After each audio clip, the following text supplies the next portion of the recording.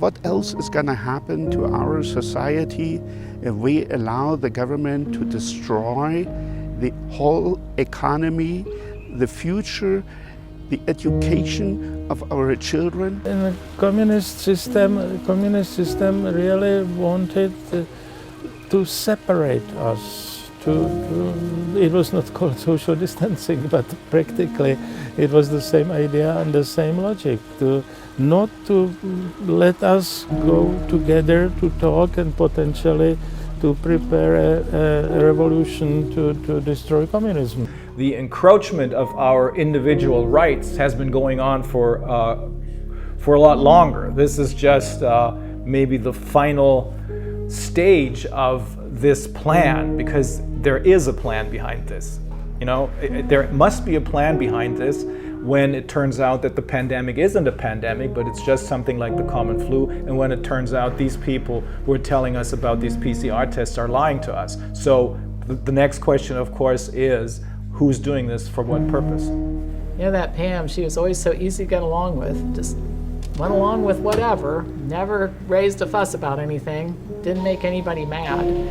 Well, maybe there's some merit in that to some people, but I think what I want people to write about me is I stood for something, that I did make the tougher choices, that I was willing to take a stand when it was unpopular because it was the right thing to do. Hour in, hour out, day in, day out, week in, week out, month in, month out.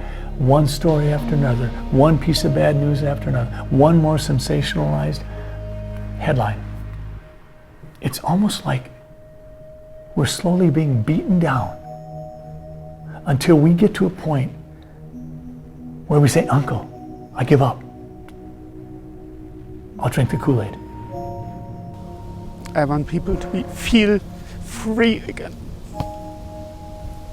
not suppressed, incarcerated.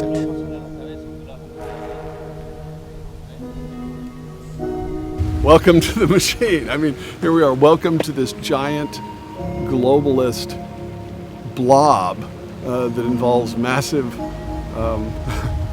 banks and corporations and information technologies and platforms and governments and non-government entities and even billionaire philanthropists. I mean, what a weird moment in which we live. Mr. Global is my nickname for the committee that runs the world. The defining characteristic of life on planet Earth is our real global governance system is a mystery. And think about it, it's phenomenal we live on a planet and we don't demand to know how our governance system really works. But instead it's a secret. If you're using the agency of fear, you've got no business being a leader. Are we somehow fueling the very system that is harming us? If you have fear, root it out. If you've decided someone or something is so important that you give up your liberty, re-examine that decision and claim your liberty over whatever that thing is. And before you take a devil's bargain that says, in exchange for this shiny object, maybe air travel, maybe venues for concerts, maybe whatever that thing is, you get it only if you take this industrial chemical intervention.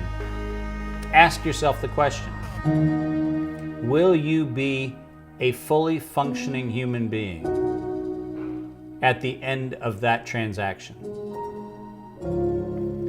We're not asking that question, and we should be. What is this doing to our society? And is this healthy?